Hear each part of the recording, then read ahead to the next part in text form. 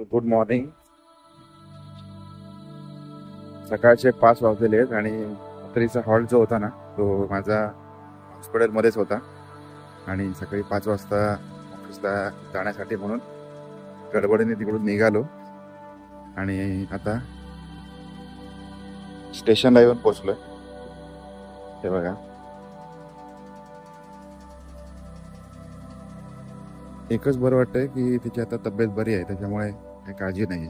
इसके पास कुछ है ही नहीं, उसको होने का क्या डर, हे तुम्ही ऐकलं असेल. आपलं पण अगदी तसंच आहे. आपल्याला फक्त आपल्या माणसांची काळजी आहे, बाकी सगळं काय गेलं तरी चालेल.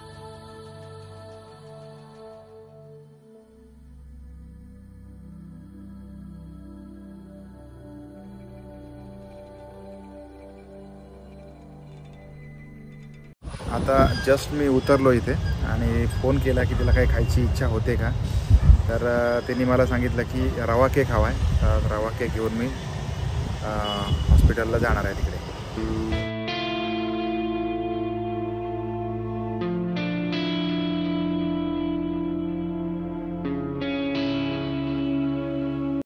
काय झालं, झोप आली?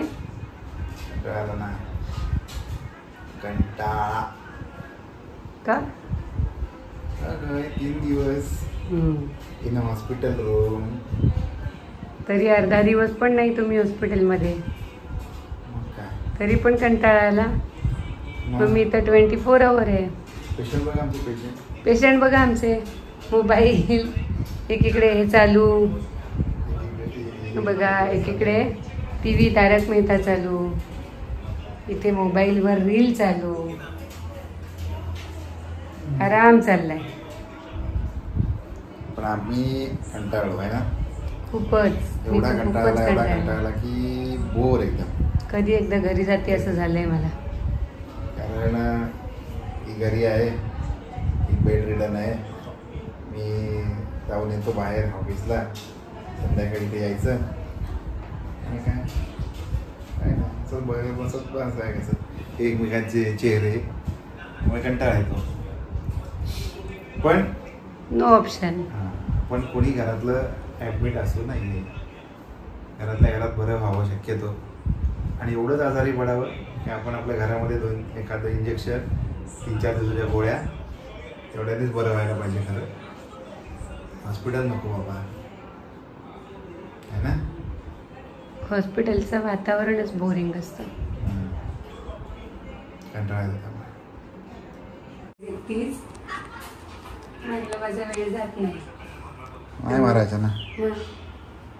ती मला खाली पण जाऊ देत नाही ना. जरा खाली राऊंड जावं म्हटलं तर म्हणते मला पण नाही खाली. मग काय तिच्याकडेला तिथलं इथे.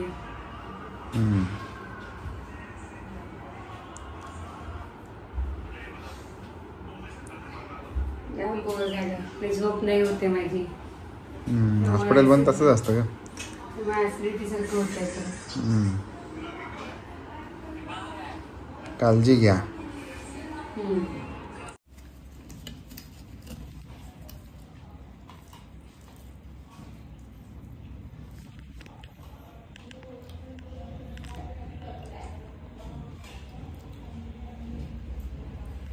पापड देऊ? मस्त जेवण आहे ना आज. काय दे की पापड. नको म्हणते ती. होय, चक्क पापड नको तुला आज? कुठला पापड? छान आहे, पोह्याचा आहे. मग तेच ना, पापड नको म्हणणं शक्य आहे का? लोणचं हळू चावून चावून खा, काय गडबड नाही आपल्याला. घे.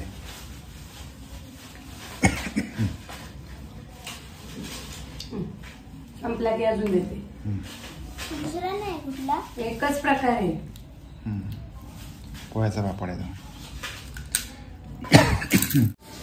कुठलाही माणूस दवाखान्यामध्ये येताना अगदी धावत धावत येतो आणि प्रत्येक वेळेला त्याला म्हणजे जसं जसं 2-3 दिवस होतात, 4 दिवस होतात, तसं त्याला तिथून निघून जाण्याची घाई असते. मग डॉक्टर कधी सोडणार, आपण कितपत बरे झालो किंवा काय, हे सगळं प्रत्येकाच्या मनामध्ये सगळे प्रश्न असतात. आमचं पण अगदी तसंच झालं आहे, कारण अगदी 4 दिवस येऊन झाले आणि बाहेरची हवाही बघितलेली नाही.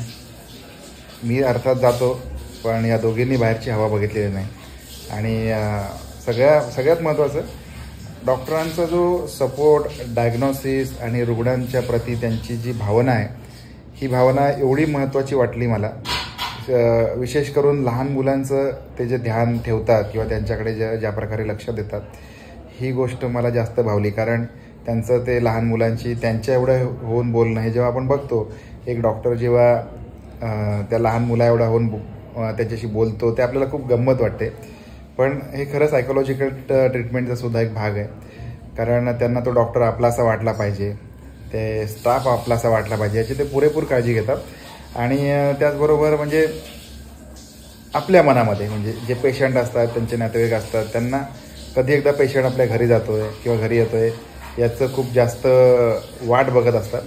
आणि जो सपोर्ट सिस्टीम असते, जे आपले शेजारी पाजारी नातेवाईक यांचा जो सपोर्ट मिळतो, तो अशा वेळेला खूप जास्त म्हणजे मला ही गोष्ट भावली, की जाणवली ही गोष्ट, की अरे आपण एकमेकांसाठी किती गोष्टी केल्या पाहिजेत. बऱ्याच वेळेला आपण करत नसेल, पण या गोष्टी जाणवल्या, की जे प्रेम सगळ्यांकडून मिळालं, म्हणजे जे लांब आहेत त्यांनी फोन करून, आणि जे जवळ आहेत त्यांनी मग कुठे जेवण दे किंवा इथे येऊन भेट दे, ह्या सगळ्या गोष्टी करून तर खूप थँक्यू. आभार जेवढे व्यक्त करणार तेवढे कमीच आहेत. असं म्हणतात ना, की जे आपली माणसं असतात त्यांना सॉरी पण म्हणायचं नसतं आणि थँक्यू पण म्हणायचं नसतं. तसंच आहे, नो सॉरी, नो थँक्यू. पण ही गोष्ट लक्षात राहील, मनापासून लक्षात राहील. ज्या प्रकारे म्हणजे रेकॉर्ड करता येईल, जे प्रसंग दाखवता येतील, आता इथून तर बाहेर पडता येत नाही. त्याच्यामुळे जसं शक्य होईल तसं आमचं आयुष्य आपल्या पुढे मांडण्याचा प्रयत्न करत आहोत. आपल्याला कसं वाटतंय ते कमेंट करा. आणि आपल्या सगळ्यांच्या आशीर्वादामुळे आणि वेल विशेसमुळे आमचं बाळ खूप फास्ट रिकवर झालेलं आहे. मस्त जेवायला लागले, एन्जॉय करते, मोबाईल बघते, टी व्ही बघते, आणि आता तिला शाळेत जायची हुरहुर लागलेली आहे. सो असं सगळं आहे. भेटूया पुन्हा एकदा नवीन ब्लॉगमध्ये. Bye bye.